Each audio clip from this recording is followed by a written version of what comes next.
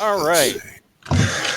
Welcome to Deep Night Revelation. We'll be picking up where we left off 2 weeks ago. We had some holiday revelry in between, and so we missed a week. But we're back. So actually, that before we get into the recap, that will remind me with the holidays coming up. Is everybody good to play the Friday before and the Friday after Christmas?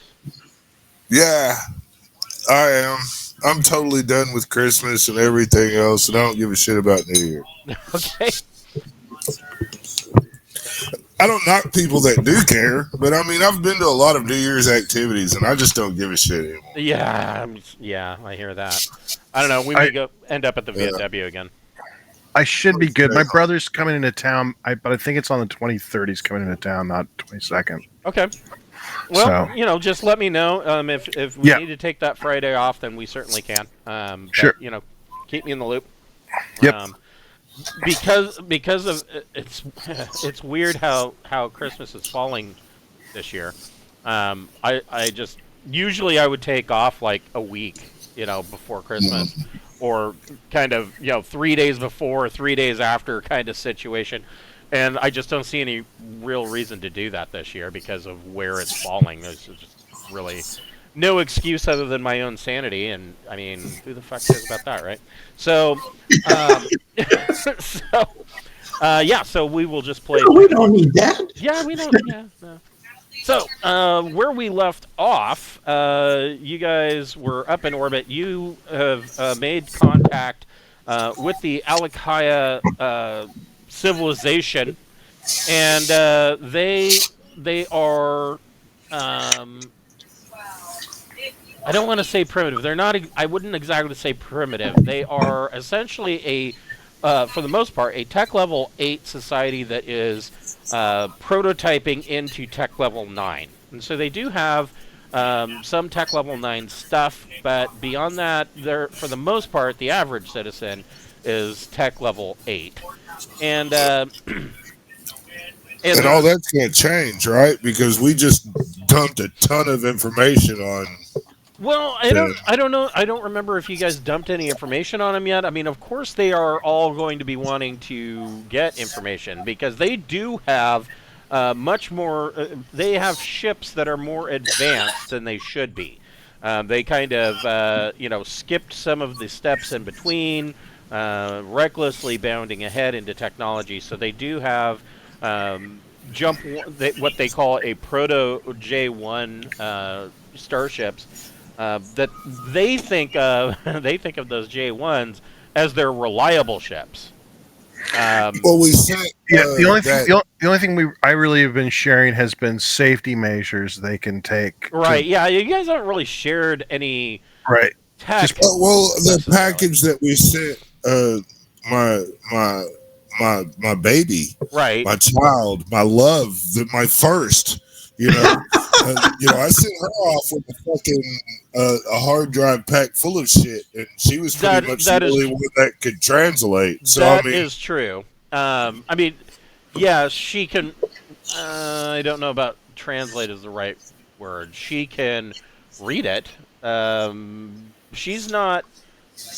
She's intelligent compared to the other breeders, but she's not a tech. But that's not to say that the other side, that those people don't. Now, what you have discovered is that for the most part, these people seem like they are very peace-loving and trusting race. Their ships aren't even armed. They do have some weapons. They're not very good thinking. Yeah, well, they did. They don't know where they're going.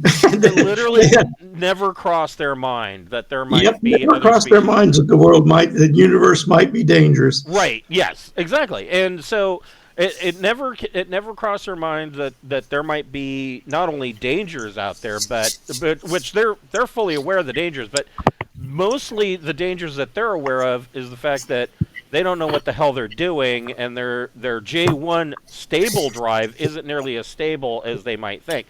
They also have, of course, the J2 drives, which are even more questionable, that they use as their exploratory and scout ships. So they appear very peace loving, but you have come into contact with another faction of them, and they of course this race is based off of a caste system. That I mean, it's not. It is a caste society, not by choice. Biologically, they're a caste society, and so they have breeders, thinkers, warriors, and workers. And the breeders, at first, you were told that they were all just basically animalistic. Basically, all they did was pump out kids, and they have like their entire society is based around these. But you met this other faction after Bocephus had cloned one of these thinkers, and she came out of the clone vat far more intelligent than was expected. You've met this other faction who has several of these intelligent thinkers, and that is actually a natural evolutionary process. And so this peaceful, nice society isn't quite as peaceful and nice as you might think. They do have some internal squabbles, and this faction that has these smart breeders, they have basically stated that they don't get along with the rest of the Alikaia, and they didn't really go into much to why that is. So, but where we left off, you guys were getting ready to go down. There is a celebration in your honor from the Alikaia down in the capital city of... I should have known that this was going to come up. The capital city of...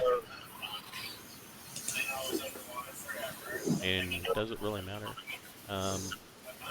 Yeah, you can call it Honolulu for all I give a shit. Right, we're not coming back. I mean, yeah. So down in this capital city, they do have this parade kind of thing set up that they want to honor you with, due to that you've saved several of their breeders and several of their crew members from the colony ship that was doomed. And so this is kind of in your honor. The captain has basically told you guys it is kind of a dress formal kind of event, so dress uniforms. But as far as how you guys decide to go down armed or unarmed or however you want to do it, that he is leaving that entirely up to you. It is noted that the warrior caste, when they were aboard your ship, the warrior caste seemed a little taken aback, and most of the Alikaia were kind of at first scared. And the reason behind that is that in their society, usually only the warriors carry weapons, and it seemed like on your ship, every third person they met was armed, and so they were aghast. They're like, "Oh shit! This is an entire race of more warriors than anything else," and so they kind of got the wrong idea about just how casual weaponry can be. Just to be clear, that this side cast that we gave Eve to, we need to make sure that they're not allowed to approach the ship while we're doing this shit. Because I don't trust them fuckers, but I gave them my baby. But, I mean, really, I don't trust them fuckers. I don't give a shit. I don't trust them fuckers. They want too much. We gave them the key to a lot of shit. Yeah. They can study through that, but if trying to approach the Deepnight needs to be a big no-no. I do not want them hiving up, Especially since we kind of suspect them of sabotaging that previous ship. Right. Yeah. They said a number of things that were concerning. Yeah. Yes. Yeah. You can figure cloth armor. Yeah. So like a couple of things that were concerned is that they seem very interested in your ship and wanting to know how much weaponry is on the ship. They had a lot of questions about weaponry. The other thing that was concerning is they had made some statements regarding that their plans had been pushed up. As to what those plans are, you are unaware. The capital city's name is Dari-Alkin, and so Randolph, you're going to have your ship uniform. Yeah, I would say that you could have a dress uniform made out of cloth armor if you wanted to. Good. You guys certainly have the workshops available for something like that. Yeah, and it's not too much protection, but at least it's something. Yes. I'm nervous wandering around in the far reaches of the universe with an unknown system, with an unknown culture, right. with no protection. Yeah, at least give me a ripstop uniform. I'm not too worried about this getting too fucking violent or anything. I'll be content with just a nice auto pistol. Okay. I'm sure I can grab one of those from the stores. Oh yeah. In fact, I got a gauze pistol. I'll just bring a gauze pistol. It has the standard ship weapon pistol is a revolver. There's one of them. Yeah. No, but I have my own personal gauze pistol. I'm just gonna bring it. Yeah, you could standard sidearms. So these are the typical sidearms. Instel Arms IS-4 Gauss pistol is pretty much the regular 4mm Gauss pistol. Yeah. And then, of course, if you want to go covert, you can use the CS5. It's more or less a body pistol. I'll wear that. I'll wear the IS-4. Okay, yeah. IS-4 is a good... that's actually a really nice pistol. And then there is a second set of sidearms, and these are... If you want to go short range, if you want to go Old West, you can go with the 635. Which, I don't know. I just like the look of the 635. I'd probably carry one just because. I mean, it looks cool, but the little Gauss pistol above does more damage. Right. That's funny. Yes.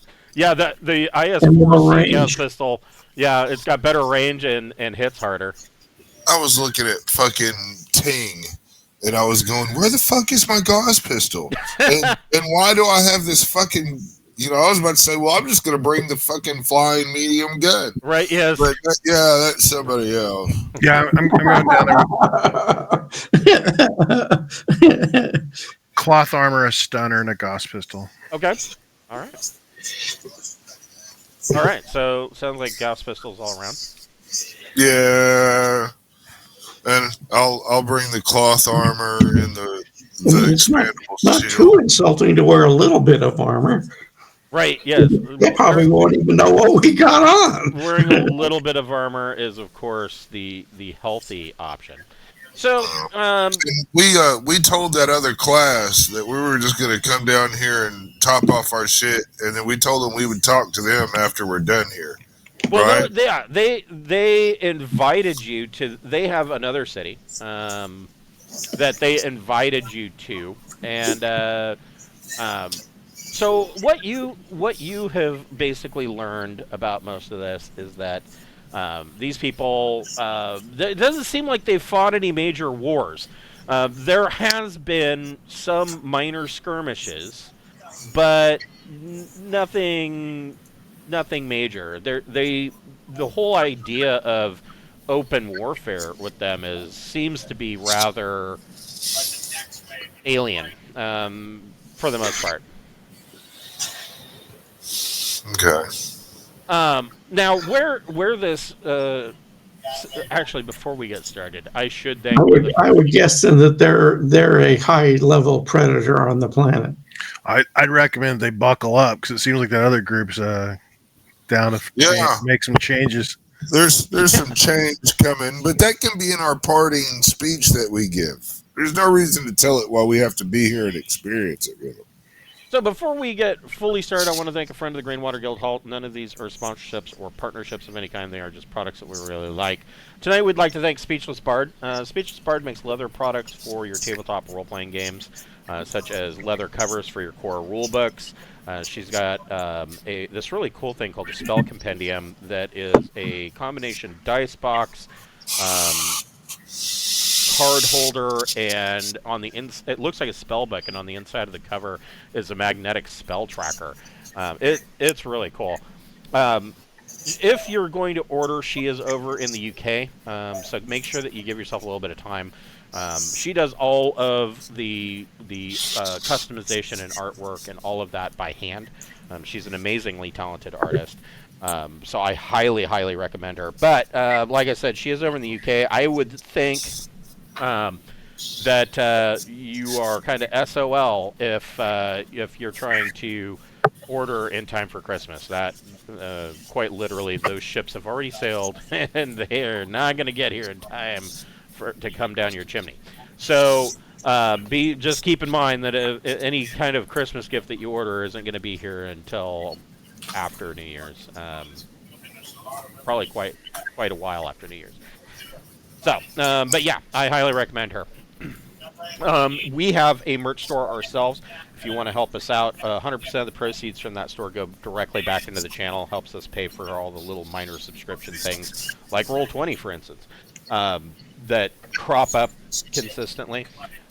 So yeah, we've got hoodies, we've got T-shirts, buttons. There's a fleece blanket, beer stein, all manner of good things. So yeah, if you want to help us out, go get yourself a hoodie and a button, and we appreciate everything you do for us.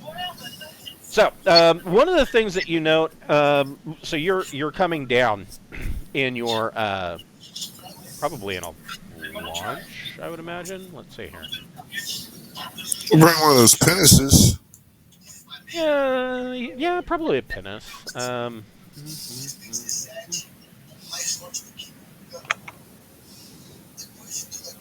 Yeah, probably one of these. You're getting ferried down to the surface. So yeah, you're in one of the Deepnight pinnaces, and it is ferrying you and several other people down.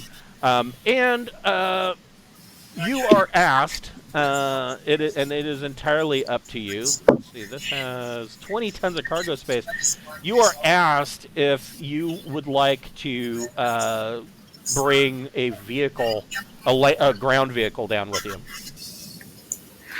Are there still a bunch of refugees that need to be brought down? No, they have already ferried down the refugees. It took about a day and a half. All right.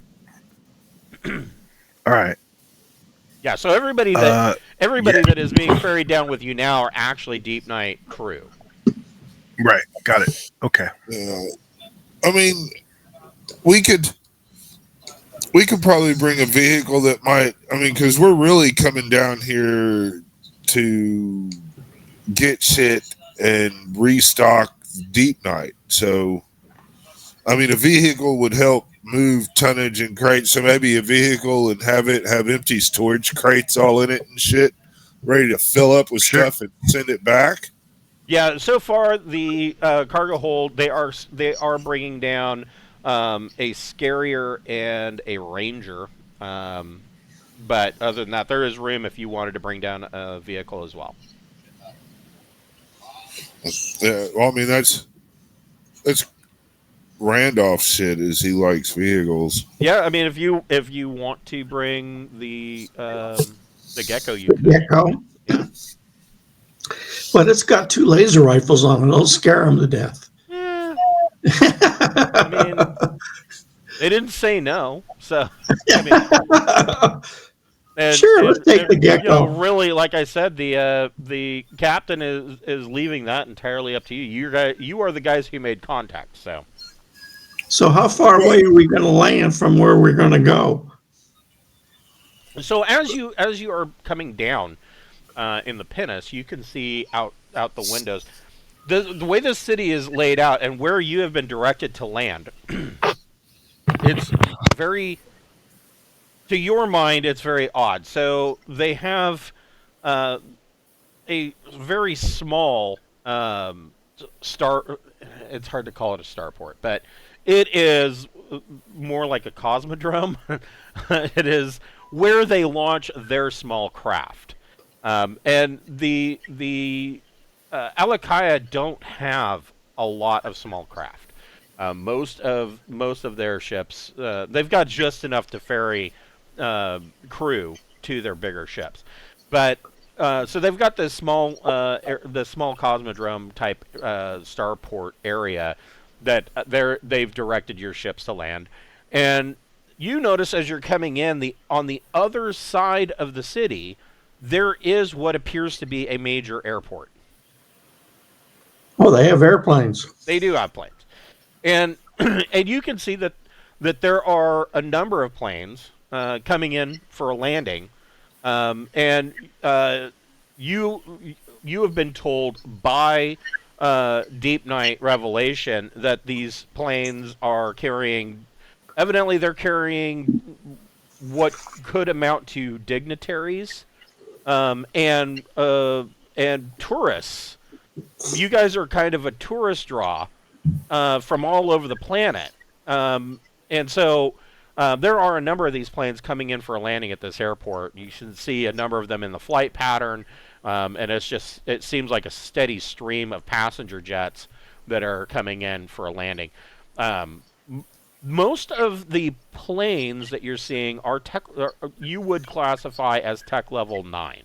And unlike their spaceships, it seems like they've got a good grasp on aeronautics at tech level 9. It doesn't look like too many of these are ready to fall out of the sky. So you come in for your landing, and where is my thing? There it is. And immediately, coming out of the stepping out of the pinnace, there is this procession, and as soon as these Alikaia see you, they all start cheering and clapping. Everybody make a recon plus intellect check.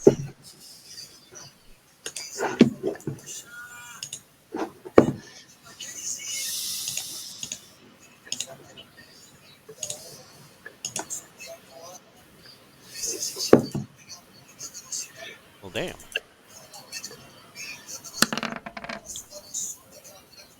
Well, I think that might be a first. Bocephus is the only one who didn't get it. Yeah, well, you know. So Bocephus is looking around, and with a 6, Bocephus just starts waving. But here's my flipper. Yeah. Oh, did you see that they just discovered a dolphin that has evolved thumbs on his flipper? No. Yeah, they actually found a dolphin that has evolved thumbs, and so pretty much, hey, it's been a nice run, and we're on our way out because the dolphins are much smarter than we are. So, yeah, Bocephus starts waving, but Randolph and Sarda, you guys kind of look around, and the thing that immediately catches you is that there seems to be absolutely no real order to any of this. You can't. This doesn't, other than the fact that they are kind of separated and have allowed someplace for you to walk down. There doesn't appear to be any organization as far as who's in charge. Who is this an official function? Nobody. You can't make heads or tails of it.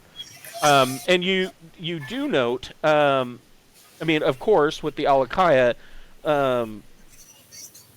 clothing is next to nil. If they are wearing clothing, it is basically of a functional nature. Hey, I don't have pockets, so I guess I better wear a belt that has some pouches on it so I have someplace to put my shit. That's their idea of clothing. Some of them might have, a sash or kind of a toga style. And you're guessing that those people might denote some kind of rank, so maybe they're kind of official. But as far as, it doesn't seem like those people are trying to direct or organize anything. Don't we have one of those guys is kind of hanging out with us? No. No, we've lost all of our bug people. Yeah, all of your bug people are down here on the planet. Now, what was his name? Shit. They're running up to you. We had Bug. Yeah, yes, Bug. The worker. the guy doing maintenance work. Yes, yeah. The worker. So he came down and kind of touched base. Of course, he wanted to see home, and he. Yes, here he is. Zanuck, which sounds like an antidepressant.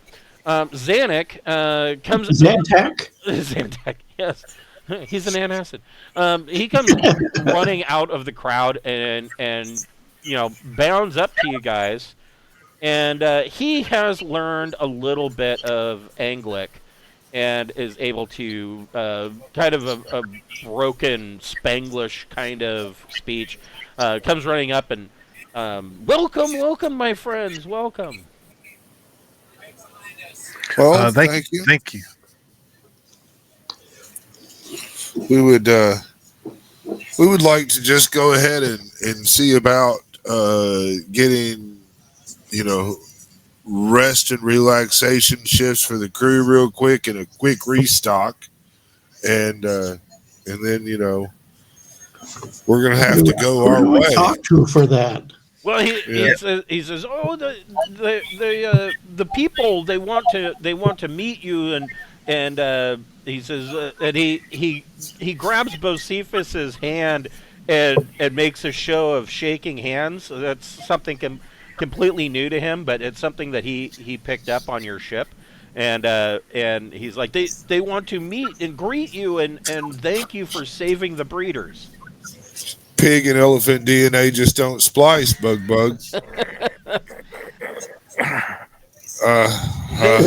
Number of chromosomes. So the crew, as this is happening behind you, the crew of the Pinnace are offloading the vehicles. They are more. The crew is more or less of the mind that this is supposed to be like a parade, but it certainly doesn't have the organization of a parade. And so the crew of the Pinnace are like, well, we'll just make it one. I get it. I mean, my personal thoughts are, if this is looking archaic and just random happenstance, man, why don't... man, I really don't want to get caught up in a bunch of bullshit in the city. It just seems like they're not very organized. Yeah. Which is fine. But I mean, we don't really need to get anything done here, right? It's not like we can breed with them. So we're resupplying. We need to resupply. Zanuck, kind of, as you guys are looking around and you're kind of talking about this, Zanuck, he kind of picks up on what you're saying, and he says, and you know that Zanuck seems to be smarter than the average worker, which maybe that's a little bit dangerous. He tells you, he says, you have to he says, he looks around, he says, compared to what you're used to, this is, of course, disjointed and disorganized, as you put it. He says, but you have to realize that our world doesn't have a central governing authority. And he says... Not even regional ones. But you like a local mayor? Yeah, they do have like a local mayor, and he's doing what he can to try and come up with some kind of function, but he's never done anything like this before because they didn't have any idea that there was any other race besides them. Sure. So this is all brand new to them. They're not sure. This is as much first contact for them as it is for you. Then perhaps we ought to keep this on something small so we can, Why don't we invite the mayor to our Pinnace? Yeah, and have him and some of his team come and have a meal on the Pinnace. We'll serve some beanie weenies and some corn on the cob. Yeah, try to figure out that beanie weenies. We've had over a week to figure out what it is the bug people seem to like the best. Oh yeah. Yeah. So yeah, that's I think that's best too. We can talk to him. So that way it gets all the pressure off of him and try to do some big public function. We can just get this shit over with and yeah. So Zanuck thinks that sounds like a great idea, and he says I'll go find somebody who can get the mayor and bring him to you, because this is, he looks around and it occurs to him that compared to what you're used to, this is madness, complete chaos, and so he bounds off through the crowd, and part of the structure that you see of the city. I tell the mayor he can bring his staff if he'd like. He nods and he's off. Now, when he takes, so it doesn't sound like it's a kidnapping. Yeah, well, little column A, little column B. So when he takes off, you note that he doesn't necessarily weave his way through the crowd, like a kid in a crowded mall. He actually takes. It's almost more like watching Spider-Man. So the way this city is built is it's very organic, almost like the sides of the buildings have been modeled to mimic limbs on trees. And so there are handholds everywhere. And you see Zanuck just kind of take off up the side of the walls and fly overhead as he's swinging from one of these limbs to another. And the whole city's laid out like this. Right on. He's cool and interesting. I just, on the big scale of all our people coming in here in mid-city, man, we're going to lose people. Something fucked up's going to happen. Speaking of, they're weird. Yeah. Everybody make another Recon plus intellect check. What I'm worried about. What are you worried about? I don't see anything. And I'm just saying, man, they don't write peaceful shit over and over and over again. That's all. So someone's going to come try to pinch us on the buttocks. So you guys, of course, have your... You're going to make a warrior mad. You guys, of course, have comm dots. And sure. Randolph is kind of taking in the sights, and now Randolph's kind of joined in, and he's waving at people. But Sarda and Bocephus, it occurs to you, you're picking up a static and kind of a hum throughout your comm dot.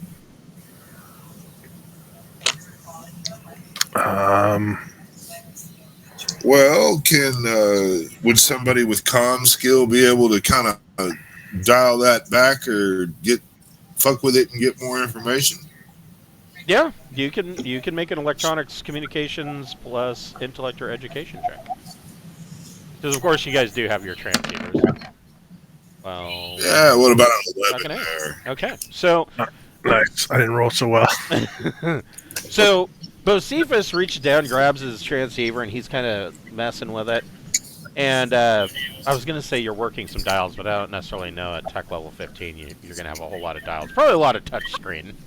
Yeah, moving switches up and down. And no, it's tech level 15, but it's all the switches like from the original series Star Trek. Big chunky button. I got the Fallout 4 design. Yes, the Pip-Boy. And so he's messing with it. And Bocephus, looking at the screen on your transceiver, you are detecting that the entire area is being flooded.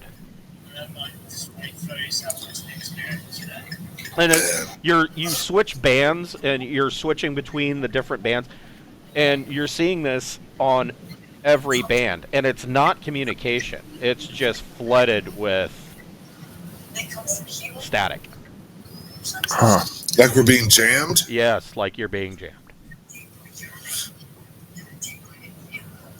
I'm glad I got my cloth armor on. So This is not good. I want to try to get a message out, and we need to get on the pinnace and go. Just fuck you. Well, that's what we're doing. I mean, we're inviting the mayor to the pinnace. Right, but we're being jammed. Right. And that's man. I don't know about how humans do, but when dolphins come, when we jam signals with us, that means somebody's about to try to fuck you up. That's just a great big giant megalodon is coming. So where are we currently? We're currently. You are at the Cosmodrome side of Dari-Alkin on the opposite side, probably about 5 miles on the other side of the city is their major airport. So Bocephus, you are picking up on your normal band broken communications that are attempting from Deepnight Revelation. Broken communication is coming in. Broken communication states a warning, airport, jamming, incoming. Oh, Jesus. Incoming, let's get on the pinnace and go.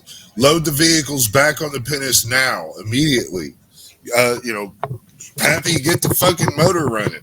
Yeah. Okay, so Pappy gets back into the pinnace. Like, okay, I don't know what's going on. Nobody else has picked up on this, and he's doing the startup sequence. You start moving to load things in. Okay, so they're like, well, we just unloaded them, so they're turning the vehicles around and getting them back up. And as they're loading up the first Ranger up into the cargo hold, you hear an explosion. And when you turn and look, of course, all the Alikaia that are cheering at you, the crowd kind of goes silent for a moment and then starts to murmur, and you can see on the horizon on the other side of the city a fireball go up and a big black cloud of smoke. It's time to go ahead and man the turret of didn't the pinnace have a little turret? The pinnace, maybe? Hey. I want to say yes, but pretty sure that's why I asked we take that instead of a launch. But, sometimes I say things that are wrong. Like one time I thought I was wrong, and it turned out I was right. It does not have any weapons. Neither does the boat. I think the only extra craft that I think the scouts are the only ones that are armed, and that's because they're designed to go out like 2 parsecs. Well, okay then. I will stand out and usher people into the fucking pinnace. We got to go. Okay. It is time to relocate. So Bocephus is ushering people back into the pinnace. Yeah, I'm helping load the gecko back into the pinnace. Yeah, I'm helping load whatever needs to be loaded onto the pinnace so we can get the hell out. Okay.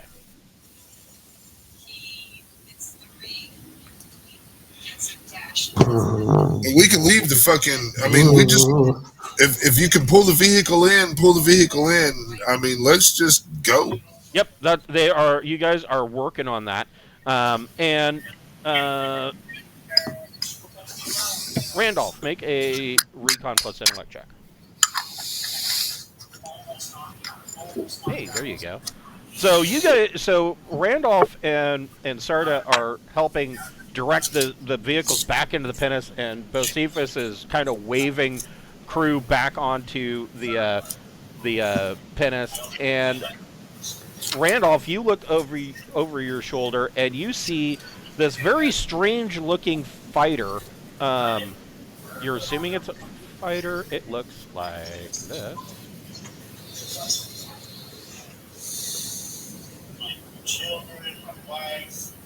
That's pretty strange. Yes.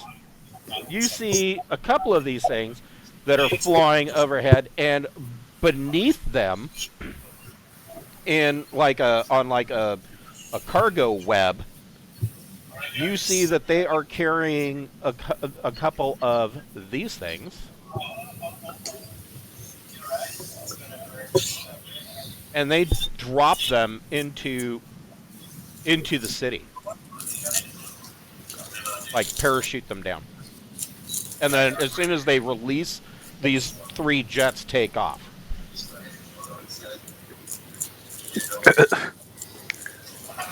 Range 1, that's like... Yeah, this is going to all be 50 blamed meters, on isn't it? This is all going to be blamed on us in their history. Yeah, if it wasn't for those damn outsighting aliens, then none of this would have happened. Yeah, this wasn't us, but yeah. Yeah, but we're going to get blamed for it. You know it. Yep, they can blame it, but we're going. Fuck them. We'll have to fight for a minute. So from the other pinnaces, not yours, but you see that there are a number of other crews that have boarded up their own ground vehicles that they were going to. And some of the Alikaia warriors have kind of grabbed onto the side of their vehicles, and some of these guys are leading them towards where these vehicles have dropped, trying to help protect the city.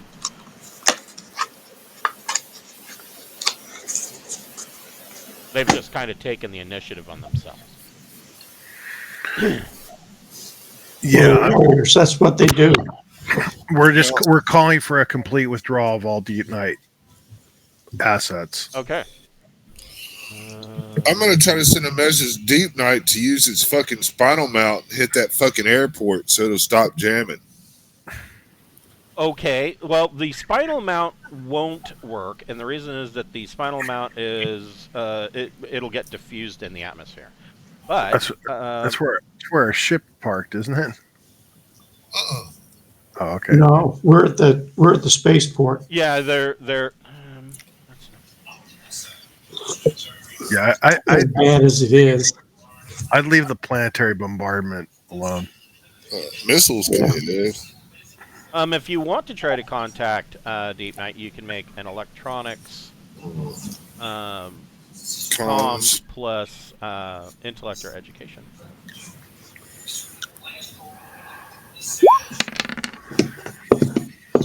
We're doing initiative. Yeah, I'm getting Nice. I'm getting that set up here.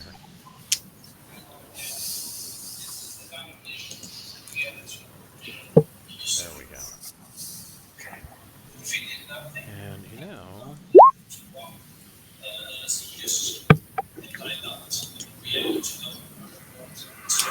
evidently I did not.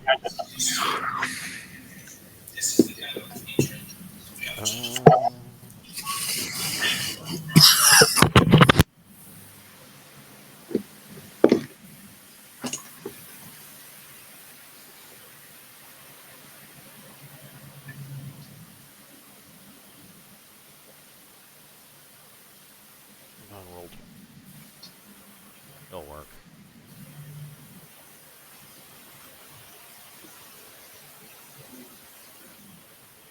We're rolling initiative. Is that what we're doing here? I forget. Does this character have any kind of dex? Yeah, I got a whole magnificent 5. It's all right. This is just how I it need to get rid goes. of that roll anyway.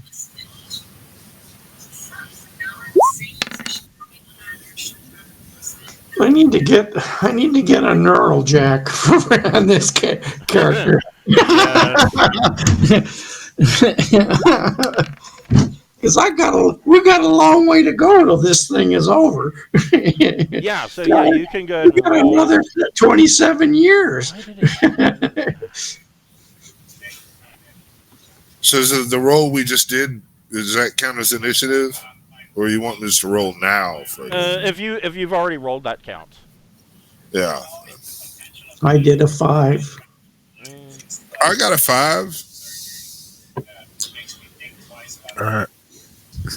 I'm about to roll mine. Sorry. No problem. There we go. You need to roll high because we're going to suck if they just kill us all before we do it. Shit.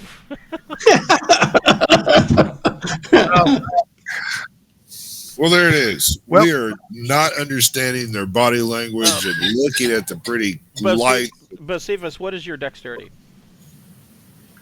It means 8, but I went with intelligence. What's your intelligence? I believe it's 11, but let me double check. 10. Okay. Randolph, what is your dexterity or intelligence? Whichever one is higher. 7 and 8. Okay, so this is correct. Okay, so so the opposition party, they're well, the first thing is the three of you can once again roll recon plus intellect, and I will tell you a little something. A little something, something.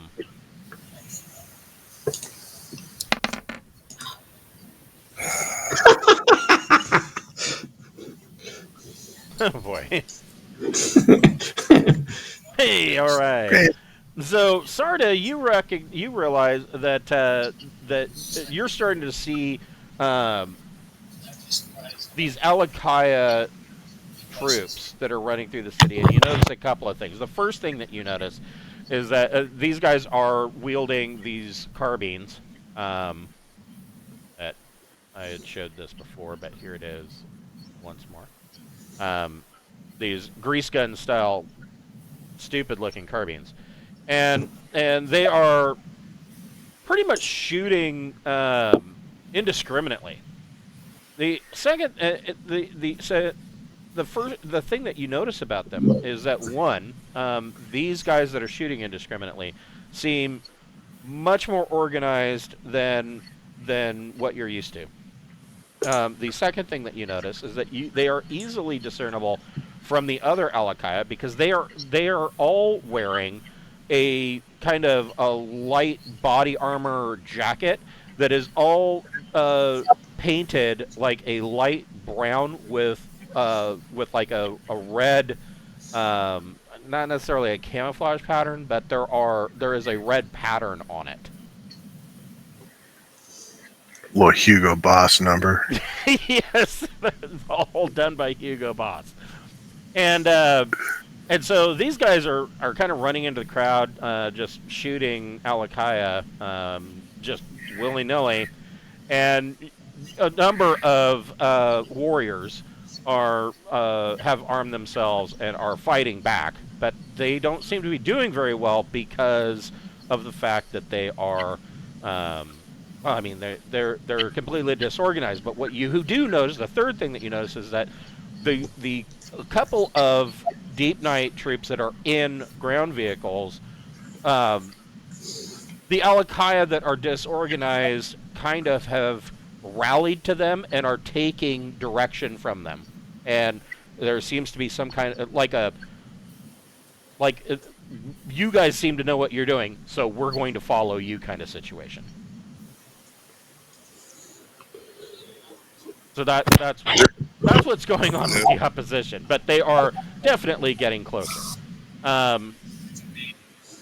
Josephus, what are you doing?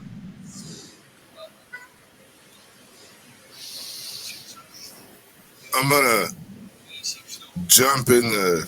Where exactly am I right now? You were standing outside. You are probably within. I would say within 6 meters of the boarding door or to the boarding ramp. You were waving people in. Yeah, I want to go in and if we brought regular weapons and stuff inside here, I would like to get my sniper rifle. But if not, then I guess I'm going to pull my pistol and shoot at one of the opposition troops. I would say that you probably did not bring your sniper. I mean, the ship's locker will hold a lot of things, but I mean that's not something that you really accounted for before leaving. In the ship's locker, there are a couple of. I would think the standard ship rifle would be there, or carbine. Yeah, but I mean the Gauss pistol is just fine. I mean it's not a bullshit weapon. Nope. There's a standard plasma support weapon. No. Standard long arms. There are probably a couple of Security 12 shotguns in there. and there's probably 2 security 12 shotguns and 1 Deepnight carbine. Which is a pretty nasty little carbine, actually. Yeah, I'm gonna run in and grab the 2 carbines that are right There's 1 there. carbine and 2 shotguns. I'm gonna go grab that carbine, and then probably next round before I can fuck around and let a motherfucker know. Yeah, so it's got 500 meter range, 40 minus 1, AP4, auto 3, and it has the scope feature, even though the picture doesn't show it with a scope. Yeah, I'm gonna grab the fucking the carbine with one hand and a shotgun with the other. Okay. And if I have any movement left, I will head back towards the thing. If I see any of my other slug buddies, I'm gonna toss them a shotgun. Okay. So that's kind of what I'm doing. Is you want to toss a shotgun? So your slug buddy, you mean one of the Alikaia? Or no, your guys? First crewmate I see that is standing around with their thumb up their butt, I'm going to give them a fucking shotgun. That could be Randall, that could be Sarda. Yeah, I would think probably the first person you see would be Sarda, because he was loading in, he'd be standing on the ramp. All right, well then, yeah, that's about right then, and I will hold the shotgun out. Okay. For him to take and disperse his hate as he sees fit. Sure, I'll take a shotgun. Okay. Randolph, what are you doing? Okay, did I load the gecko? Yeah, the gecko is back on the ship. Interesting. Now you're going to unload the gecko. Well... In order to cover everybody, I unload the gecko. Okay, so go ahead and make a. I assume you're doing this in a rapid egress. Make a drive wheeled plus dex check. 7. I would say that's good enough to go down a ramp. So you. Sarda grabs the shotgun from Bocephus, and you hear the spinning of tires, and you see the gecko come flying out backwards off the ramp, hit the ground, and slide around. And it's got the dual laser rifles on its turret. We can't leave until that's loaded. Sarda, what would you like to do?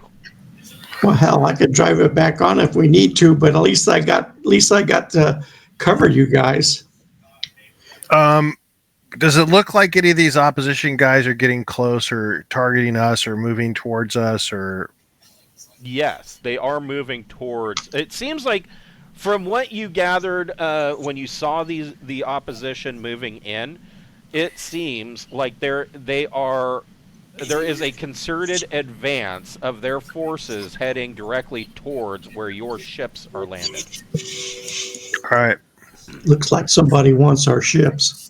Well, that is what it looks like, yes.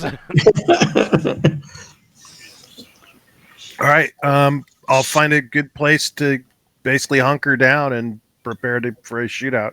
Okay. All right. So you have a readied action to shoot the first bitch you see. And you got 50 fucking meters. With that shotgun? With my... I know with the shotgun. I know the range is pretty... Shotgun's like 50 meters, isn't it? It is... Where did it go? Long arm. Or is it 100 meters? It is... 50 meter range. 50 meter 4D. Without a scope, you can't really hit anything beyond 100 meters anyways. I mean, human eyes. So it's shooting a solid. So it's fire. So it's set up to fire a solid slug. Sounds like. Let's see. It's auto too. It's bulky. Yeah, it's an auto shotgun, which is those things are scary. Right. I don't really want to spray the crowd. Yeah. That's that's kind of what I'm. That's why I'm the wondering. range suggests to me like it's a shotgun or a slug or a real tight pattern. I mean, yeah, I mean it's. I don't know if it would be set up for a slug because the idea of the Security 12 is that it is the standard weapon carried. Anti-shipboarding. Yeah, it's a shipboard shotgun for security the heavy duty security situations where they got to get serious about it. 50-meter range is crazy if it's some kind of pellet. Yeah. Anyway, I'm just gonna I want to find good cover and hunker down, and I'm basically gonna prepare for a gunfight. So you do see one of these guys. He comes comes into the crowd, and let me. He gets it.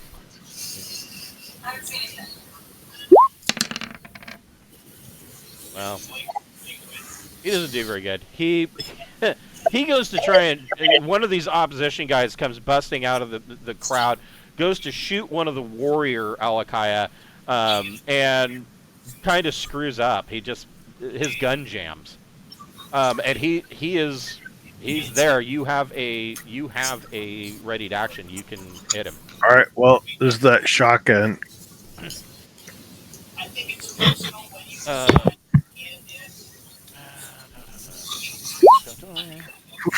I rolled pretty poorly. I missed. Whole lot of missing going on. Yeah. So, yeah. You. So, were you doing a single shot or a burst or? I probably took a single shot. Okay, so you squeeze off a round, and there's a big boom, and Did you get a +1 for aiming? I didn't get a chance to aim. It would still be a 7. I moved and it shot, and so it still would miss. Yeah, so you squeeze off a shot, and you notice the sound of their little carbines they sound almost like a staccato 22. I mean, they're not almost like a snub weapon. They're very light, and actually they're lighter than snub weapons. So yeah, 22 is about equal. It's just this very staccato sound, almost like a nail gun. And you let off this boom from the Security 12, and this guy kind of turns and looks at you with this look of like, oh shit, what the fuck was that kind of look on his face. But Cephas, you hear the shotgun go off, or yeah, you probably see Sarda. He handed me it, so yeah, you see Sarda kind of hunker down and take a shot, but he missed. All right. The closest vehicle, what's the range on that? They are probably a good 20 meters away. All right. Can I see the driver of it? Let me take a look. What does this thing look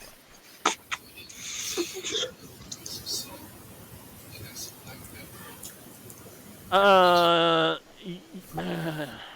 So, yes, and I'll show you why. So, yes, this front plating on these, they do have some guy sitting in this gun shielded autocannon up here. To hit him is going to be difficult, 10 plus. To hit the driver would be probably 12 plus. Very difficult because I mean you're gonna have to shoot through these narrow gun ports. I mean they're fairly well shielded in there. Yeah.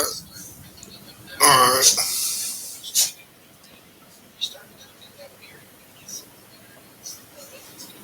Now let's see here. Ground target. How much? How much would you say this driver weighs? The hull is 18 points. Yes. I mean, he's pretty average for the Alikaia, so know, 190, 200 pounds. Okay, how many kilograms would that be? Like, Fuck. 45 to 50. Yeah. okay, so 50. So that's 5, and then if I double the short range, I can hit him. Yeah, I want to use telekinesis. Okay. And I see what you're doing. I want to try to make the driver just kind of, if there's an exit that he could fly out of, that's what I want to do. I want to remove him from the driver's seat. Okay. At the very least, he is going to rethink how things are going, and that might really make him think. But yeah, Okay. I want to move him. Go ahead and make your telekinesis plus side check. All right. You should point your glove at him so he thinks that it's a weapon that's doing this somehow. Right. Yes. Yes. All right.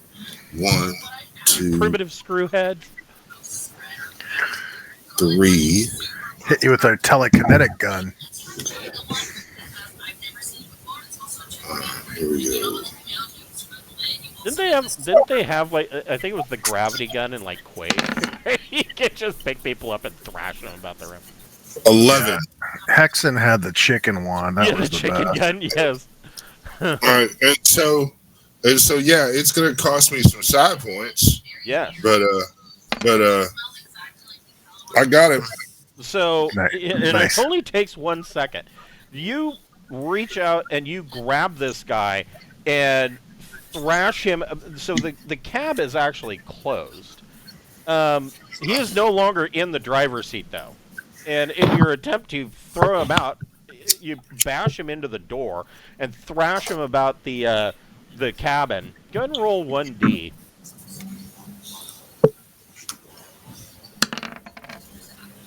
Nice. So, essentially, you thrash him about the cabin for a second and do 5 points of damage to him, ignoring his armor as you beat the shit out of him inside the cab of his truck. Nice.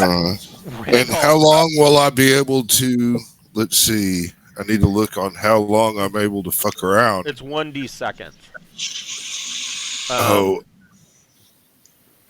That's how long I'm able to fucking toss him about. That's the check. The effect of the check determines the duration of the telekinesis in combat. Oh, okay. So then 1 round. Well, He rolled no, an I 11. rolled an 11. Oh, the effect. So yeah, you've got it for 3 rounds. All right. Well, then that's what I'm going to be You playing just around with. every round, just keep bashing him. Yeah. I'm going to beat this dude unconscious with my Jedi mind tricks. Okay. Yeah, they don't know you have telekinesis. No, they most certainly don't. This is all new for them. Yeah, but he's really rethinking life about this time. You know what I mean? He's like, what the fuck am I getting into here? And, that's what he's getting into. Yeah, he's concerned. Randolph, what are you doing? You 20 meters out. So you see this guy that has busted through the crowd and is now looking at Sarda with a shocked look on his face. And then 20 meters out, you see this vehicle. Now it is starting to veer around like nobody's driving it, but it's still moving, but it's erratic.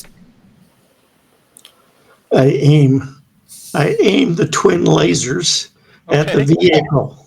Okay. So that will give you a +1. And, yeah, I mean, if you want to make a shot, that would be, I guess that would be gun or turret? Or would it be heavy? I think it's heavy weapons. Let me double check that. It's just laser rifles. Right, but they're in a, turret. Let's see. Where are my skills at? it's going to be either generally heavy weapons work on vehicles, but being able to deter. I mean, you're the DM. You can tell us to use fucking astrogation if that's what you want. So heavy weapons vehicle. These are large weapons typically mounted on vehicles' strong points, such as tank guns and autocannon. Yeah, that doesn't really sound right, does it? No. And if they're fixed, he has to make like a driving check or some shit. No, they're not fixed. It's covered in vehicle combat. Yeah. It's weird. Yeah. But it's almost like dogfighting rules in kind of a way. But it depends if he's up in the turret, he's not driving. So right. Yeah. So vehicles can do a dogfight, evasive action, vehicle weapons. I would think you'd want to be able to flip a switch between fixed and non-fixed. So it would use the heavy weapons vehicle skill. Do you have? I mean, nope. It's a -3 if you don't. It doesn't mean you can't do it. It just means you're a -3, and it would be 2D plus your Dex mod. It's just the heavy weapon skill, right? Right. Yeah. Okay. Yeah, heavy weapons vehicle. So if you have heavy weapons, anything else, it would be 0. Gotcha. That's the specialization is vehicles. Okay, gotcha. Right. All right. Well, that's an interesting reason to take that cluster of skills. Hey, man, I mean, -3 is better than nothing. You can at least fire and I get a 5. Okay, so I mean that's not brutally bad. That's still just a average failure. It's not like you mow down 15 people in the crowd. You're aiming at the vehicle. Right. I mean, I just want to hit a vehicle. So you see these two lasers take off, over the top of this. You miss. It goes over the top of this vehicle. And of course, Sarda, you hear the snap of the laser and can smell the ozone.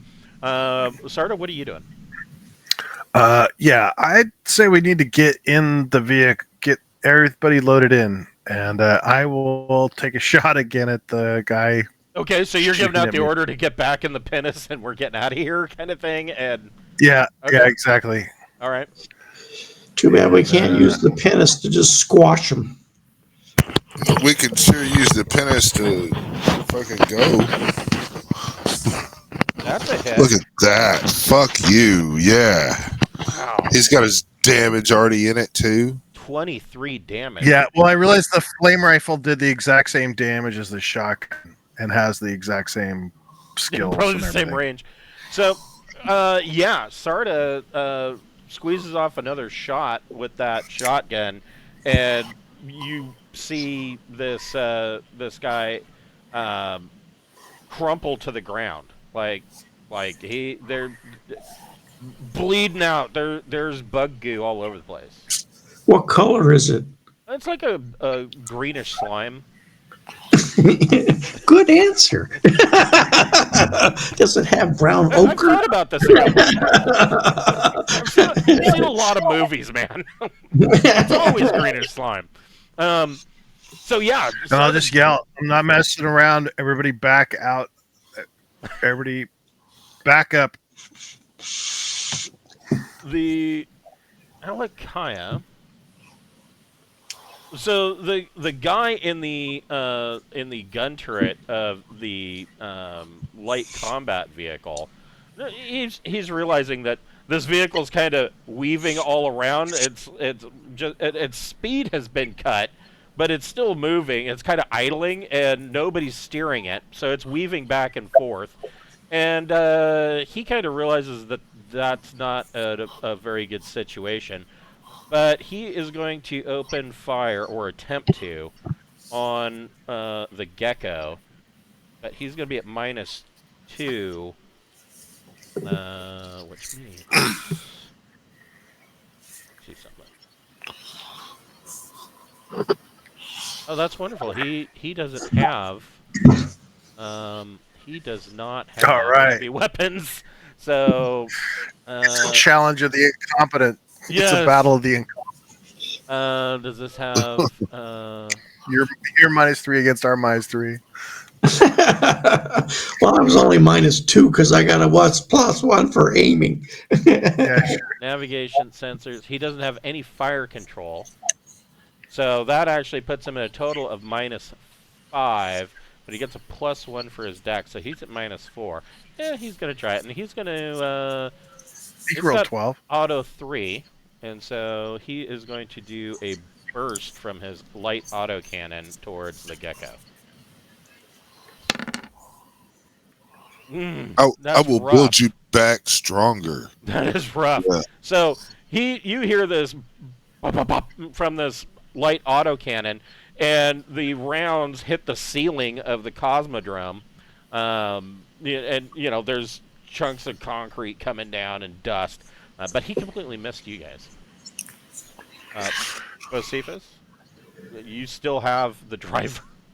Yeah, I'm going to continue to beat the driver. Now I'm just going to kind of slam him into the steering wheel real hard, just kind of bash him there. Here's some flying around the cabin damage. Oh, man. Blam! Okay, so that's another 6. I am going to say he needs to make an endurance. Oh, yeah, he's going to have to make an endurance check. But he's now at -3. Hope he was at least buckled in. Evidently not. Yeah, it's too late to role play that now. Yeah. They're Tech 8. They don't have seatbelts. No, they have their limbs. They don't even have headrests yet. I think we're tech level. Dashboards. I think we're tech level. Yeah, and they never had. What was his name? Ralph Nader. Ralph Nader's gonna shit a solid gold brick if he goes to This is the You're all driving Corvairs and Pintos. and the Dodge Dart. Don't forget that one. I had one, a 63, and it was like an all metal dashboard. It's like, man, don't hit the brakes. And no seatbelts. Don't hit the brakes. We had a Dodge Dart. My mom used to drive it around. Yeah, that car was fantastic. I had a buddy in college, and he and his dad would race Corvairs. It would have probably been a 62. It probably would have been a 62. We actually put air conditioning in an aftermarket. Nice. Cooled the car about 10 degrees in Texas sun. Well, hey, that's better than nothing. Good old slant 6. Yep. My Dart had slant 6. Yep. Damn. Yeah. 3 in the tree. That's the car I learned how to drive a stick in. My mom had to have an automatic. Yeah, we had that, and then we had a Valiant that we used as a parts car that was a push button automatic. Yeah. The old Plymouth Valiant. Yep. Plymouth R for race. R for race. Yeah, R's for race. Yes. My folks had a Valiant for a long time. So, Bocephus, you knocked this guy completely unconscious, and he's now limp in your telekinetic hands. Yeah, he's still got another round of thrashing, and I've got to beat him against the steering wheel to make the vehicle go erratic. It's for the good. It's for the good. It's for the good of people, really. Yeah. Randolph, so Sarda's been yelling to we need to quit fucking around. We need to get out of here. What are you doing? Yeah. I'm putting it in drive and heading towards the vehicle, the pinnace. Okay, you're heading towards the pinnace. Okay, go ahead and make a drive wheeled plus dex check. Hey, at least this one you won't be at a negative. As soon as the wheels of the gecko get on the fucking ramp of the cargo thing, Pappy should be taking us off. Okay, I mean, you can certainly do that.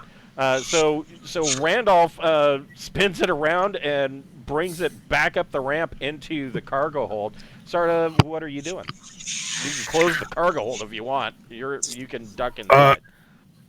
If everything's in, I'm going to close up the cargo hold and basically I want to head to the closest radio I can get so I can radio the other ships, make sure that everyone else gets off comms roll's already been made. Our comms are open to whatever the fuck you want to talk to, I believe. Yeah. So basically, just sort of send the call out. Let me, as soon as you can get the opportunity to pull off planet. Let us know as soon as you're away. Okay. Yeah. So you send it out. It is, of course, there is still jamming going on. Bocephus has kind of dialed it in. You can get it out. Anybody receiving it may receive some bit of garbled, broken communication, but the message is sent. The Alikaia in the vehicle. So the vehicle, now that Bocephus has been ramming this guy's face into the steering wheel, the vehicle's wheels have turned, and yeah, you keep hearing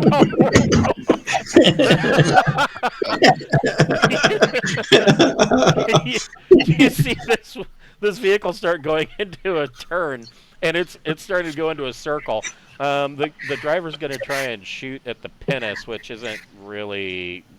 I mean, even if he hits, it's divided by 10 for damage. But yeah, he does. It's not mega. Yeah, he does not hit. He misses again, shoots out some windows, takes out an office. I mean, this light autocannon does 6D damage, so there was like a small office that is now completely obliterated. But he does not hit the pinnace. Bocephus, what are you doing? I'm congratulating my crewmates for a job well done, and telling Pappy, get us fucking to the Deepnight so we can fucking nuke this place. I want to send a nuke. Well, no, but we do need to get in our other ship. We need to send it to the other city. Yes. So you're jumping on board and ready to take off? I never really left on board. We need to head to the Destiny. I was kind of up there next to Starta in the cargo hold. So yeah, you can go ahead and roll for you're aboard, so you can go ahead and roll for Pappy's takeoff. Piloting small craft plus dex. All right, so Pappy's gonna get a +3 on this. Good, Pappy. Ooh, 14. nice. Pappy gets it there. So, Pappy takes off, and three of these fighters take off after, or kind of, I wouldn't say after you guys, but they definitely are going to try and keep up. They're going to have a tough time keeping up with the pinnace. Suddenly, you see, coming into the atmosphere, you see a series of missiles. And these missiles explode. They don't hit a specific target. They explode almost like flak fire, and they just start shredding these aerospace fighters. Now, I mean it's pretty obvious to you that these missiles are coming from Deepnight. And the reason for that, one, the spinal mount weapon is useless because it'll make a nice light show in the atmosphere if you want to. I feel you. Aurora Borealis, that's what, that's kind of what they intended to use it for anyways. And hitting a moving target like that is extremely difficult with a spacecraft weapon. They're actually at a -2 to hit because those spacecraft weapons are designed for very minuscule movement for their turrets because you're talking about spacecraft distances, and space is huge. Yeah. A 1 millimeter movement. Yes. It's funny how people don't realize how big space is. So if you have an asteroid that's out in space and it's going to miss on its current trajectory, it's going to miss Earth. If that trajectory changes by like an inch, by the time that it is supposed to pass Earth, it may actually run directly into the middle of it. That's how big space is. 1 inch can lead to that much of a curvature that it will hit its target at the end. I mean, it's fast. And so these spacecraft weapons their movements are very minuscule, so they have a very hard time hitting something as fast as like an aerospace strike fighter. But airburst missiles, on the other hand, do quite the number. And so they are taking out, dozens of these things with these airburst missiles. And Pappy takes Pappy, 20 seconds? I want to say 20. Yeah, 20 seconds to break atmosphere, and you guys are into space. We need to get on the Dresneks and make sure that all our other crew members are having air support. I mean, the turrets of the Dresnek should work wonders on an extraction mission. Should have been what we took to begin with. Yeah. No, So I want a survey of how many ships went down, where they went down, and I'll start scanning for them. Basically trying to get a count of how many made it off. Go ahead and make a electronic sensors plus intellect or education check. I ended up closing my character sheet by mistake. I wish I had $1 for every time I do that. Yeah, I had all the pop-ups, and I thought I'd minimize mine, but I did not. And there it is, sensors. Okay, so you run your scanner and you pick up the jamming isn't enough to really.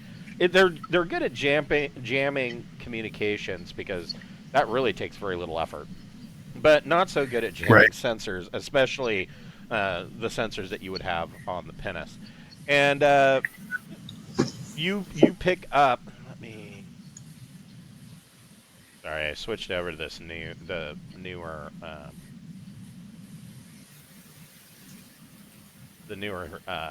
layout of Roll20, and it takes me a second to figure out where it is. Still haven't quite picked up on that. So, this is a TL15. Your bonus to that is let's see, like an additional +7. So because of the tech level difference. So you're able to just blast through their whatever jamming they're doing, and you pick up a number of. You can pretty much decipher their IFF pings, so you can tell who is who. And you guys haven't lost any ships.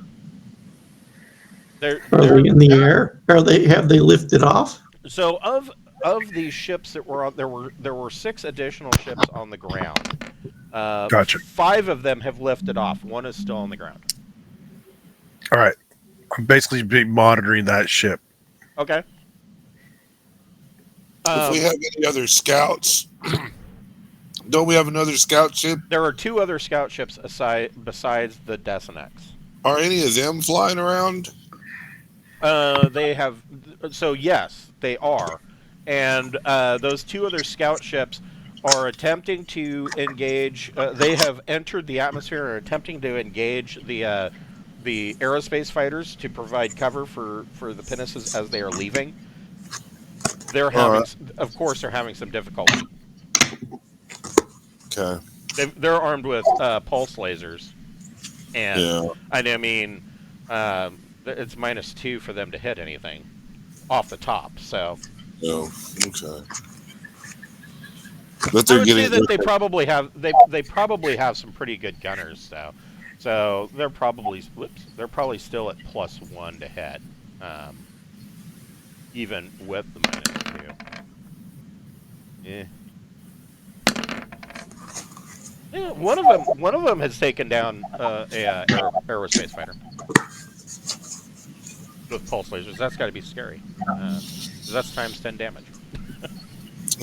Well, as they get closer, their accuracy will go up, right? Not quite so much, because like I said, it would, if they essentially the scout ships will do better if they lock their turret directly forward and do dogfighting that way than trying to adjust the turret to hit targets.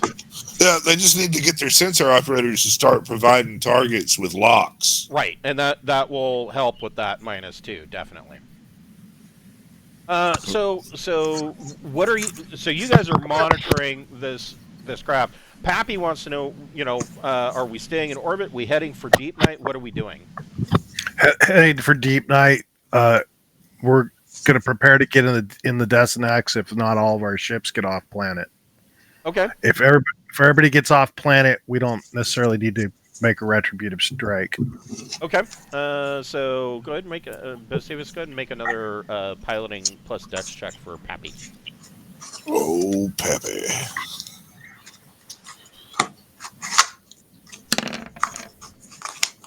Oh, damn. Pappy's smoking.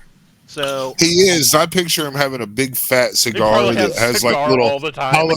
Yeah, it's not a real one though. It's got a holographic end to it that just lets up smoke, know, because he's always like, I'm trying to quit. Yeah, it's a vape. Yeah.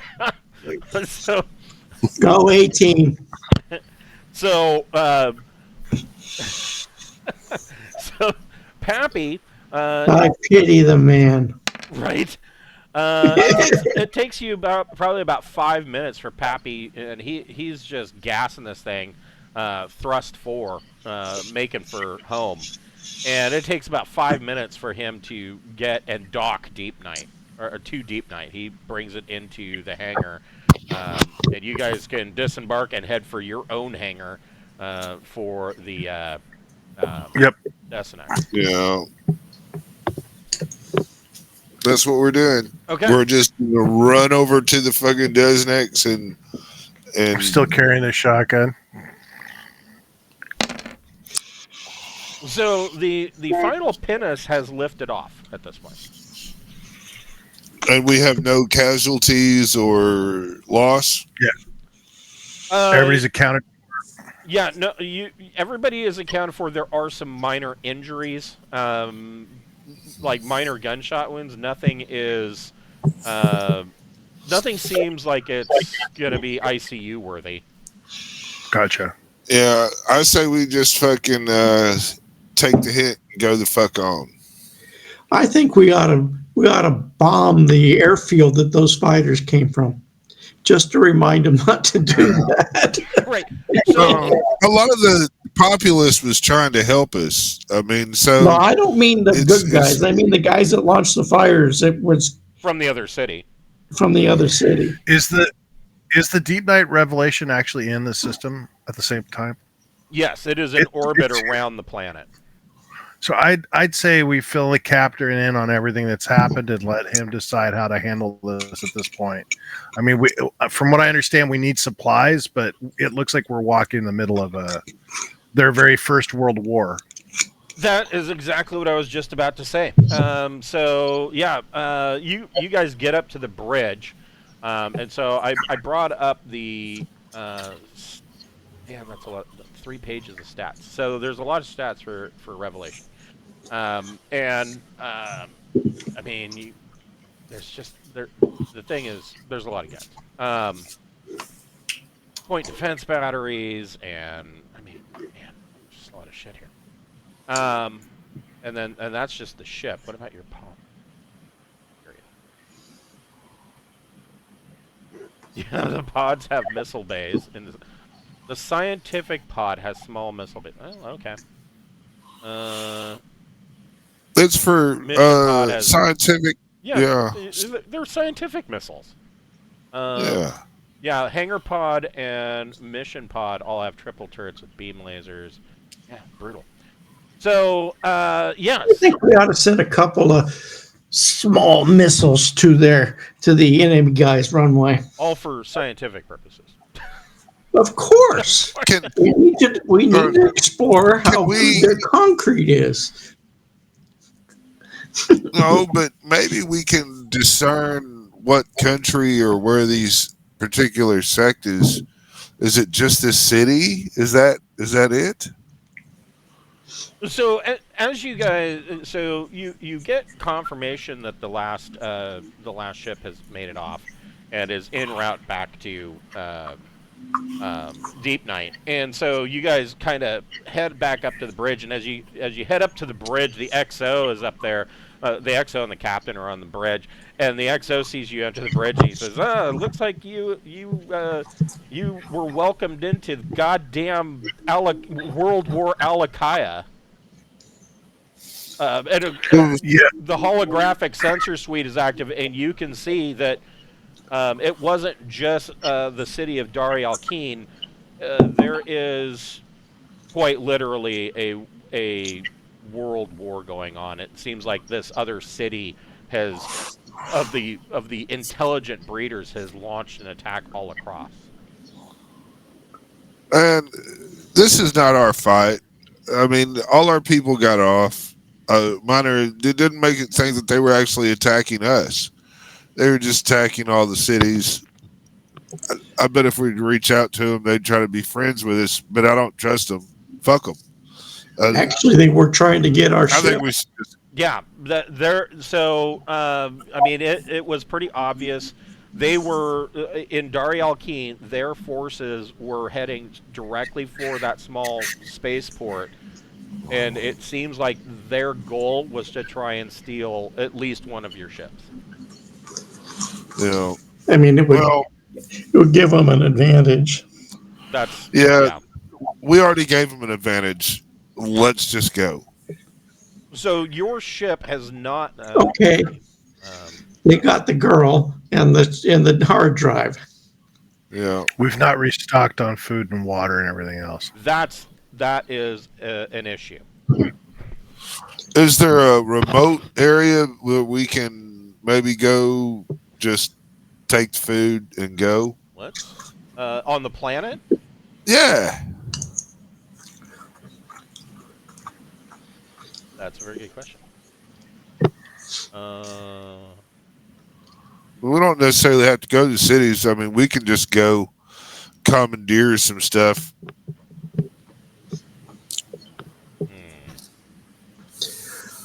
I'm sure there's some.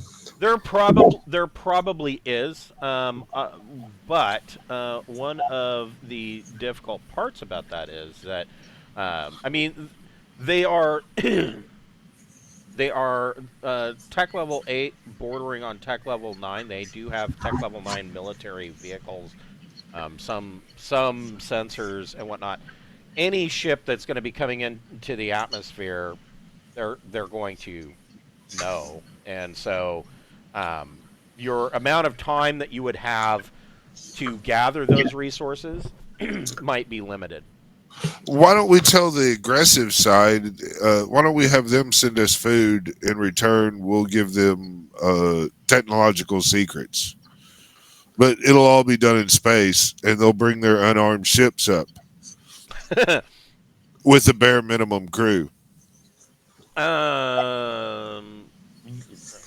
They're at this point, considering they've seen, with the airburst missiles and things of that nature, they are aware now of your capabilities. I doubt that they're going to be dumb enough to approach. No, I mean, if we ask them to come over and bring us supplies, they're kind of busy with the world civil war, right? Yeah, exactly. They've seen our power. I believe they'll listen to what the fuck we have to say, especially if we decide not to blow up their cities and tell them that we now demand tribute. I mean, you've insulted us, and we need food stores as tribute. Well, you will load them up. You have and bring them to us. What do we know about this? What do we know about the systems that we're in? Like, is the next system we're going to habitable? Is it? I mean, we've had a chance to talk to these guys for a week now, so I'm assuming that we have a general idea of what space is like immediately around them. They are capable of jump drive 1, right? And so I mean, they're fortunate that so many of their planets are right next to each other. Systems are next to each other. That's why I was wondering if there's a system that we could go to that's on our way that would have what we need. Yeah, that's what I'm looking at here. We're just very drained, man. We fed all those extra people. Right. Yeah. Well, this is kind of promising.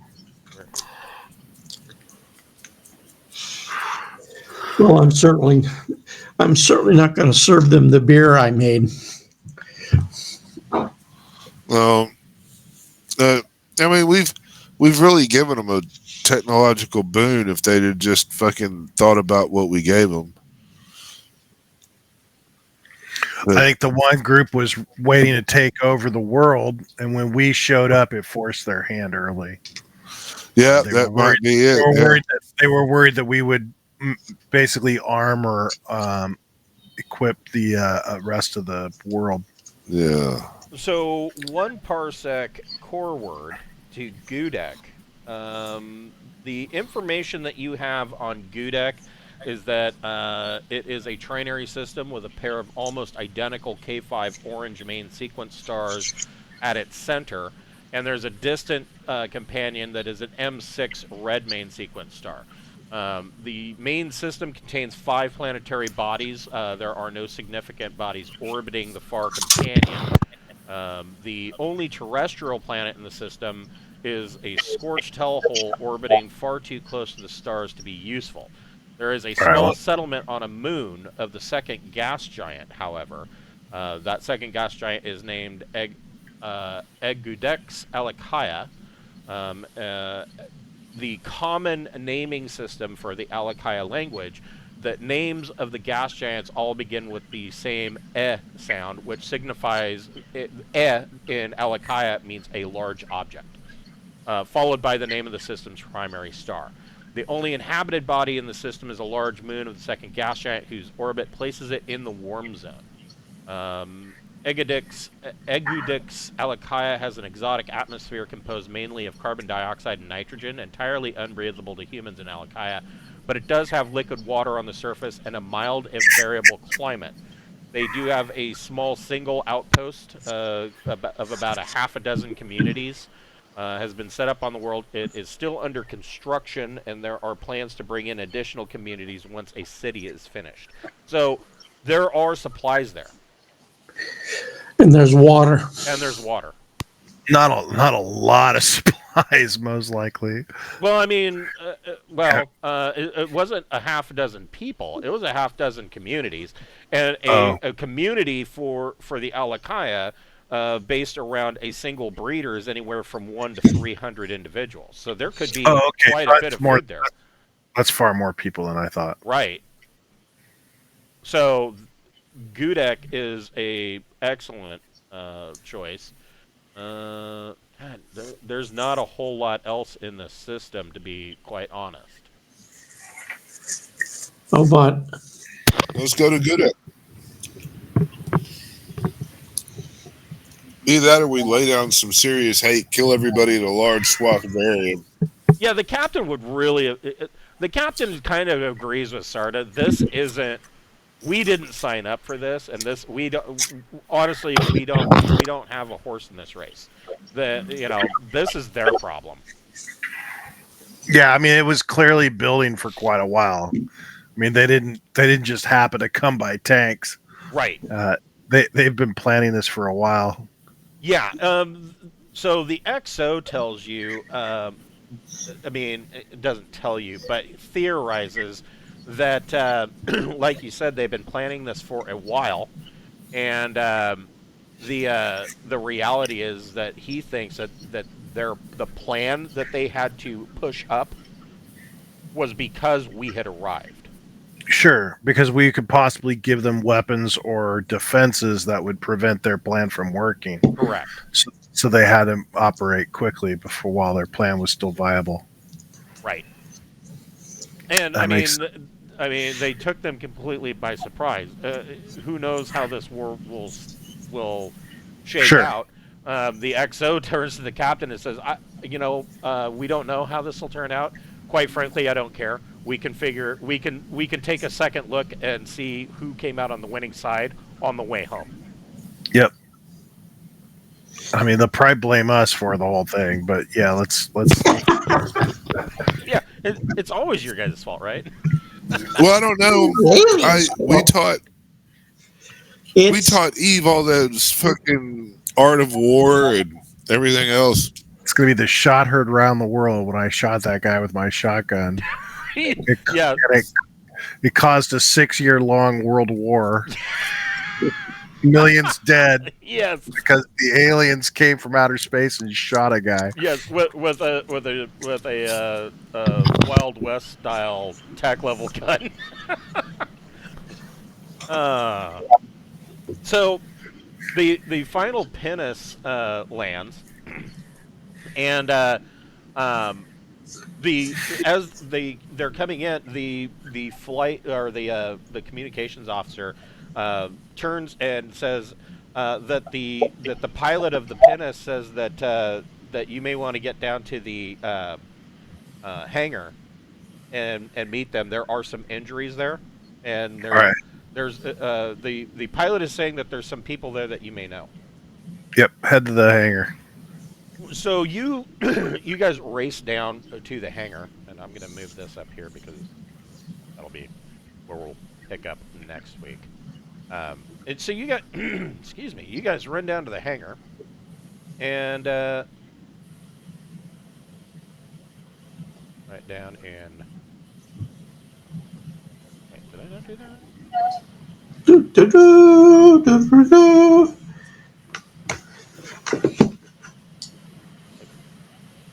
Oh, I guess I did do that right. So, anyways, you get down here to the hangar, number 11 here.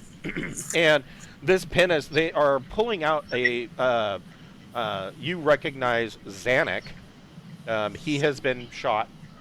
And coming out on, or being helped by a couple of the crew is the, who is the other guy? The thinker that you rescued initially. Akronika, who is also injured and has been shot. All right, let's treat time them. Time for miracle doc work. Yeah, treat them. Make sure that we didn't shoot them. I am going to treat their wounds. Hey, this guy's been hit by a shotgun. Does anybody know anything about that? Yeah, make sure it wasn't one of us. And this guy's got a laser burn. Right. So I get 2 for the med bay, right? Yes, you get 2 for the med bay. And I'm going to say, because of your cloning work, I would say that you're not at a detriment because they are aliens. I mean, you would have had to have pretty much. I got real personal with their species. Yeah. So it's 17. Yeah. So you get them to the med bay. Which one of them are you working on first, Akronika or Zanuck? Zanuck. Okay. So yeah, you are able to kind of. I was going to say stitch him up, but that's not really the case. They have the chitinous shell. So Bocephus comes up with this idea, similar to like the dental bonding stuff that they use for chipped teeth, and he kind of just bondos this guy's wounds over his chitinous shell. He cleans them out and then just kind of bondos over it. And do it in gold. Do it in gold like Kitsugi. Yes, do it in gold, and maybe give him some spinner rims and. Well, it's like the Japanese Kitsugi. Yeah, make the pottery and pottery. Yes. Well, what are the chances of me giving him an upgrade or something? Maybe a new set of eyes. He wasn't shot in the eyes. Oh, but it's collateral damage. Yeah. I mean, Zanuck, he's pretty smart for a worker. I don't think. Why don't you could clone another one and then do your experiments on it? Well, I wasn't going to experiment. I was doing something. No effects whatsoever. He's a dolphin. I will try to give him some subdural armor too. Okay. Well, let me take a look here. So he already has, as a worker, his chitinous plates already give him protection +1. So you could kind of boost that with subdural. Yeah. What level? What kind of Let's subdural just armor put some ballistic cloth on him. That would be under augments. Some So- fighting horns. yeah. I mean, he's a worker, so he's like, that could be pretty cool. Big spines sticking out of him. Well, I might want to do that, and God, if I could give him a cardio upgrade, to kind of boost his endurance a little bit, God, that would be really nice. So, yeah, I mean, he's already under the knife. Subdermal armor is on page 54 of the Central Supply Catalog. You can tell me how much you want to spend. Keep in mind that your resources are dwindled. So, I mean, if you give him subdermal, it is page 54. 54. Thank you.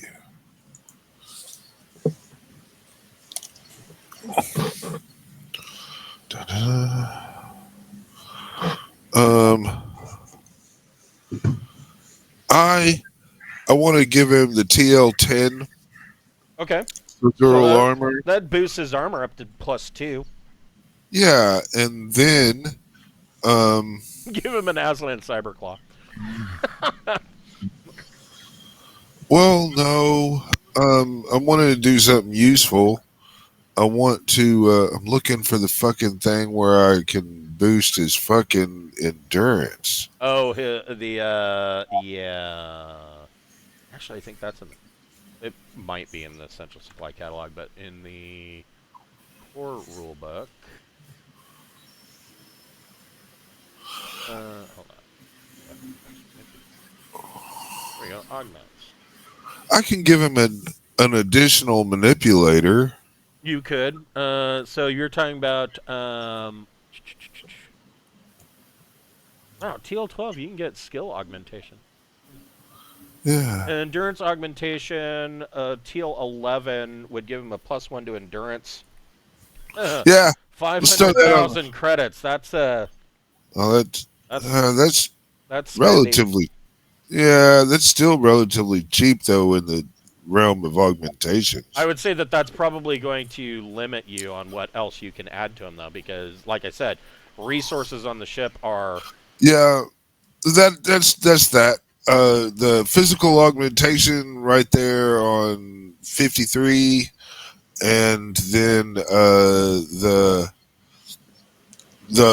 armor, subdual armor augmentation. Let's just wrap both those up real nice, because I want my customers to be happy, and I'm going the extra mile. Okay, I gotcha. Okay, so Surprised you're not giving him gills. No, that would be unethical. I draw the line. He already has an air sac so he can float. Yeah. Go ahead and make another medic plus intellect or education check for Akranika. All right. I can see your character very sad that everybody is an amphibious, and so constantly trying to help people trying become to always amphibious. give them gills and blowhole. Hey, he's already able to breathe. Why'd you give him a blowhole in the back of his neck? So yeah, you patch up Akranika the same way, and both he and Zanuck, after you've patched them up, Zanuck is still under from the surgery, and Akranika is a thinker, so he kind of looks at Zanuck and is like, looks like you did more than necessary, but and he just kind of nods. Well, it was my way of paying him back for the sacrifice that he made for us. Well, there on the Akranika tells you, he says, I hope that it was okay, but we boarded that final pinnace at the last minute. Both Zanuck and I want to come with you. Well, that's fine with us. I'll have to change Xanax oil every 50,000 miles. Yeah, now that he's sired up, he's going to need some maintenance. Yeah. I'm kind of obligated to help him. I mean, as your physician, when we get stocked up on supplies, if you get hurt, just know I have no problem with upgrading you as well. He takes that under consideration. He thinks about it, and being a thinker, he says, I would need to spend some time in your med bays doing some research, but I might be interested in that. Man, are you maybe interested in a nice neural jack? Well, why don't we? Maybe he needs to send a message to people back home. Is there anyone back home that you need to tell that you've made this decision to leave with us? No, because both he and Zanuck are basically undesirables. They are rejectees. None of the breeders wanted them, and so they don't have a clan. They don't have a clan. They don't have a community. Essentially, they are assigned usually to missions, not unlike what you're doing. Gotcha. Okay. And he's like, he goes, I could see the writing on the wall when that attack happened, and he goes, I don't necessarily know I want to be here for that. Oh, yeah, well, I love diverse species on the boat. So, I mean, I'm all for it. I thought it was great. I mean, it's not like he's the only alien. There's actually a hiver that's aboard the ship. Yeah. And of course, there's a number of Aslan and Vargur crewmates. Sure. There is a hiver aboard. No Kakri. What kind of alcohol do Vargus you drink? Beer. I mean, what dog doesn't like beer, right? Never met a dog didn't like beer. So, so the ship will be making its jump to the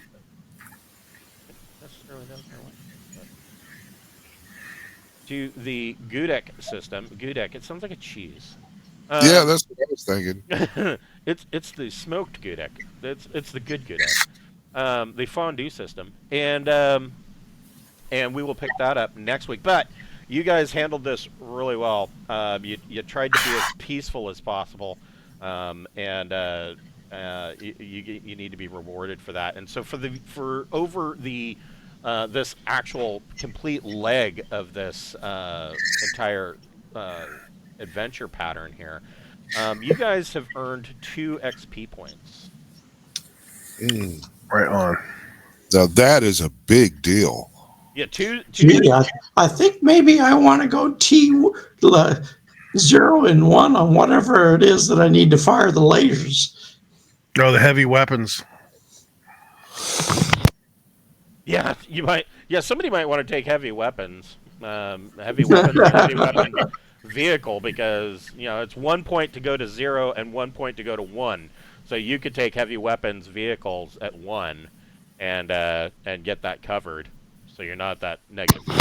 I'm going to go ahead and boost my telekinesis up to 2, because that was really fun. That was pretty awesome. Yeah. I enjoyed the imagery of you bouncing that guy around the inside of his truck cab. Yep. And I liked how the horn with his face. Yeah. Was blam, blam. Kiss. Yeah. I mean, that's pretty handy power to be able to, fly. It's a little bit more difficult to fly, but that or picking up stuff for people, that's just a wholesome way to go about life. Yeah. There's the Force. Yes, the Force. Yeah. I'm the space dolphin Jedi. You're very welcome. I will see you guys next week, and we'll pick this up at 7 o'clock on Friday night. All right, and I'll see you tomorrow. And I will see you tomorrow. Yeah, I'm picking up Browse and Deception. Nice. Oh, nice. Yeah, Deception is always good. Well, I cash apped you, by the way. Thank you, Chris. Thank you. Yeah, Sir. so there's that. All right. Yeah. All right. I will see you guys next week. Yeah. Take care. Thanks. Good night. Thanks for running. Tomorrow. Yep. Have a good night.